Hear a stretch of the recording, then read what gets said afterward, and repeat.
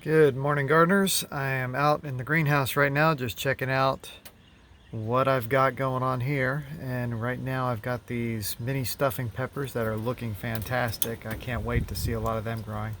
I just opened up the greenhouse and we're getting a lot of wind, so you can kind of see a little bit of the breeze here. And the yellow gooseberry tomatoes are looking good. And you know, the wind is really a good thing for plants because it helps them build a sturdier stem on it, so that's great. And then there's some rosemary I potted up the other day from cuttings. I've got about 4 of those. I need to do some more of those this year. But over here, we got more peppers doing very well, and those are Tabasco peppers. And I'll take my spicy peppers at the end of the season and kind of dry them, put them all into a spice powder blend that we'll use for other things down the road. And who are we over here? This is Serrano pepper. We got one really good sized one right there and a lot of little ones, but that's okay. They all look pretty healthy. Back over here, we have my favorite tomato of all time, which is the Woodle Orange, and they are looking pretty good. And then I paired it in the same tray with some orange bell peppers. These are just looking fantastic right now. They've been in these pots for about a week really. I think I potted them up last week and they're just doing really well. So over there we got some mint that I potted up from the house. And yesterday I went through and I potted up these Japanese dappled willows because I had them propagated, they were well rooted, and I needed to go ahead and get them into some pots. And also yesterday I potted up these 6 little boxwoods here. Can't wait to see how they do. They've already rooted. They've got a good root system. I should have a YouTube video on that coming soon. And here's another quick look at this catmint. It is so easy to propagate. This is very well rooted at this point. You can actually see roots coming out the bottom of the pot. I did a YouTube video on that not too long ago, but they have done really well. And I have a lot of success with that one. It is just so easy. Highly recommend you do it if you're just starting to do plant propagation. It really encourages you to have some successes at the beginning.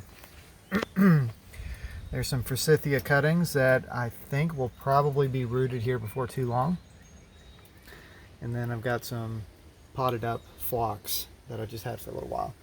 The Nashville Lawn and Garden Show, I picked up this stick, and yeah, it's just a stick right now, but it is actually a pawpaw tree. You can see it is just beginning to leaf out. I potted it up after we got it because I want to make sure it's successful. If you wait too long on pawpaws, it could be bad. But look, roots are coming out the bottom. I'm again doing bottom watering with this one like I am a lot of the other plants here in the greenhouse. Bottom watering is really great because it keeps away the moisture from the leaves itself, okay? And that's going to reduce potential issues like powdery mildew or damping off and stuff like that.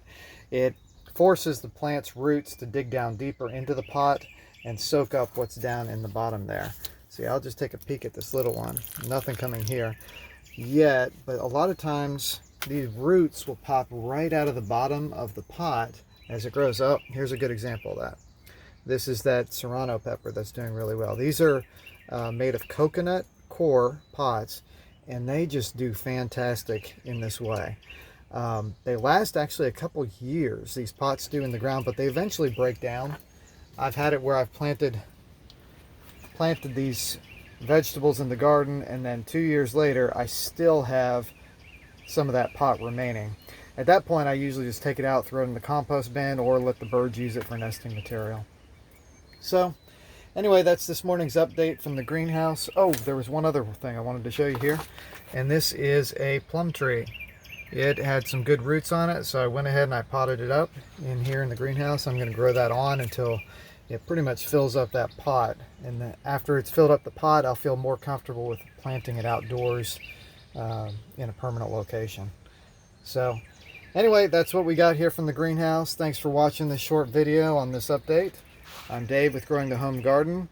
If you're watching me on YouTube, please subscribe and like. And if you're watching me on other places, please like and share. Thanks and have a great day.